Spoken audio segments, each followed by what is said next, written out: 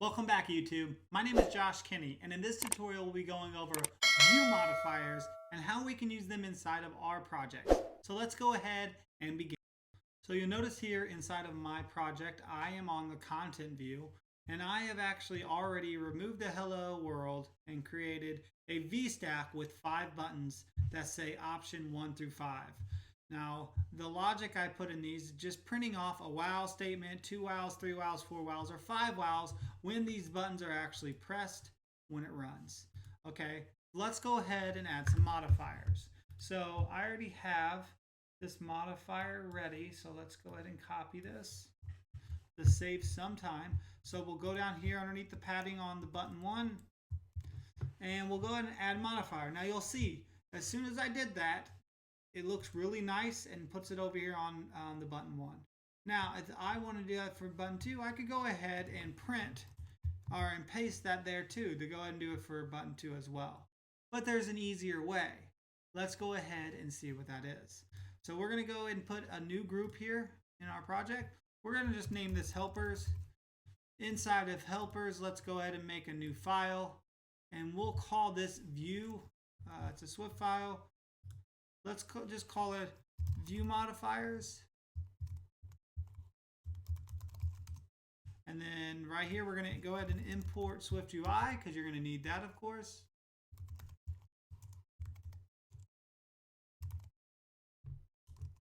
And we're going to go ahead and create a struct. Now, I already have the struct here ready to go, so I am going to just go ahead and copy this.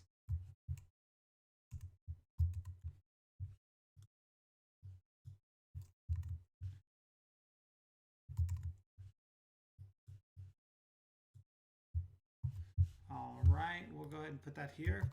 And you'll see the same exact modifiers that I used over in the content view are inside of this new set button style struct that I created. Now you'll see it's of type ViewModifier, which is how I'm able to do this. And inside of this struct, I'm just returning this function, or I'm placing this function that returns some view. So I'm passing this content, which is of type content. And from there, whatever I put in here, I'm able to go ahead and do any kind of modifier I want inside of there. So let's go ahead and see how this works. So go back to your content view, and instead of this big mess here, let's clean it up, and let's just do .modifier. And now let's pass that set button style and initialize it. Now we'll copy this exact line. We'll go ahead and go to button 3. We'll leave this here for now just to show you. Paste it on button 3, and now all 3 of these should now look the exact same. And there we go. So instead of having this copy and pasted each time, we can just pass in that modifier. But we can do even more. So I'm going to go ahead and delete this, and then I'm going to paste this here too, so we have all 3. Now let's go ahead and dive a little bit deeper in. So you'll notice back on this view, this set button style, there are a few things in here that we can change. Well, more than a few. So I'm going to leave this width and height, but you could change those. I just like the size of the button, and normally in your apps you're seeing the same size button, but you could make those where you can change those to different sizes. However, this color here and this color here and this text size here and this corner radius size here, those all can be changed. So let's go ahead and see what that looks like. So do a var, and we'll do since this is background and it's for this button, that's what we're doing for buttons. We're going to do a button background of type color. Okay, and I'm just going to copy that. Now to save some time, I'm just going to copy this over here that I already have, and we're going to do the foreground, the text size, and then the corner radius. So foreground, text size, and corner radius. Now we can go ahead and pass that in here. So first one is going to be that button background, the button foreground, the text size, and then last but not least, the corner radius. Now you'll see here, the size looked like it could have been an integer, but however, it is a CG float. And you would have got the error if you would have kept this as just an int, and then try to pass it for this right here, you would have said, hey, you can't. The value of type int, which is what we're trying to pass up here, but you're expecting the argument of type CG float. I'm sorry. CG float. So you can fix that by hitting fix. And what this did is this actually wrapped it. So we don't want to do that either. We don't want to wrap it in a CG float because that's just one extra step. What you want to do is just make it of type CG float to begin with. So there it is. Now let's go ahead and see what that looks like. So we'll hit save. We'll go back to our content view here. And I'm going to leave this first one. No, I'm not. I can't. So now we're going to air out since we changed the settings on there. And we are going to go ahead and do just one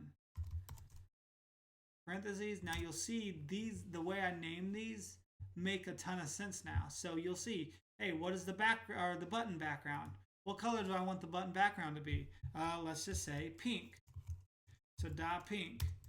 Great. Then what do you want the foreground color to be? Okay, I want the in front of that pink, which is going to be the text there. I want that to be, let's think, what goes good with pink? Let's go black. Okay, then CG float, what's the text size? We're just going to go with a nice 22, and then the radius we'll go with a 15, and then we're just going to continue to do this. So we'll go here, the same thing, dot orange,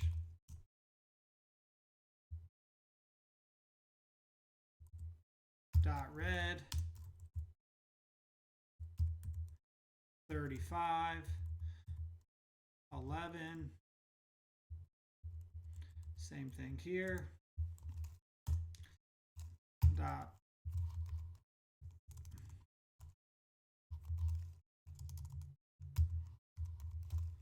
purple, and I think you can also do color dot. So color dot, yeah, the color dot black, color dot blue, but it's easier just to do the dot. Let's do gray for the foreground, purple and gray. Maybe that'll look good, maybe it won't. Let's do this text size. Let's make this one pretty big, like a 45, and then make the CG float. Let's do a 30. And then this next one, we're going to do a dot modifier again, and then we're going to pass this set button style, and we're going to do the same thing. Dot yellow, dot pink, 28 or 29, 55. And then one more time, modifier, and then this is going to be the set again, and dot green, dot black, 5, CG float will go 26, and then we're going to go ahead and run this.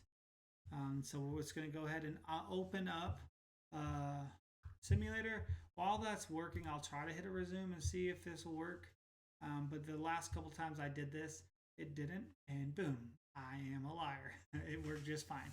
So there you see it. So the text size there was really, really small.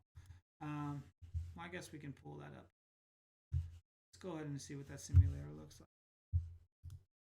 So there you go. So this is really, really small because we set it to only a text size of 5. So let's do of 29. Make that a little bit bigger, rerun. And then at least that's readable now. Option 1, 2, 3, 4, 5. But you can see the main thing is the background color, the foreground color, the size of the actual corner radius. See how some are more square, some are more circle, because that was the number we gave it. So those are the 4 modifiers that we're really using. Again, we could have went in here in this view modifier, and we could have also set something up for width and height as well, and well, we could change it here too. So let's do 100, and then instead of 55 for the height, let's make this bigger and do 80. Okay, we'll save that, run that, and you'll see Now all the buttons with those two changes, now they're going to be a little bit long or smaller because we're minusing 100 instead of 80, and then we're making the height 80 instead of 50, and you'll see they're all a little bit bigger. So you can change that with just one little change here. But that is how these view modifiers work, and you can use that all throughout your app. And that should do it for view modifiers within SwiftUI. I hope this video was beneficial for you and you learned something from it. Please go ahead and hit that like button if you did enjoy the content. Hit the bell if you want to see my upcoming content. And as always, if you have not yet, go ahead and subscribe to the channel, as that does help others understand who I am and get my channel out to them. Thank you so much for watching, and stay tuned for the next one.